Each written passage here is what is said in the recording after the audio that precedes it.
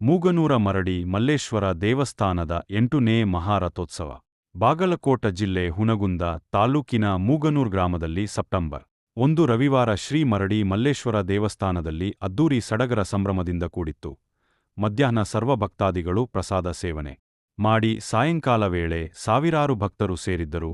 ಮರಡಿ ಬೂದಿಹಾಳ, ಬಸವನಾಳ, ಮೂಗನೂರ 3 ಗ್ರಾಮದ ಹಿರಿಯರ ನಾಯಕತ್ವದಲ್ಲಿ ಉತ್ತಮವಾಗಿ ರಥೋತ್ಸವ ಅದ್ದೂರಿಯಾಗಿ ಜರುಗಿತು. ಪಬ್ಲಿಕ್ ನುಡಿ ಕನ್ನಡ ನ್ಯೂಸ್ ಚಾನೆಲ್ ವರದಿಗಾರರು ಉಮರ್ ಖಾನ್ ಚಪ್ಪರಬಂದ.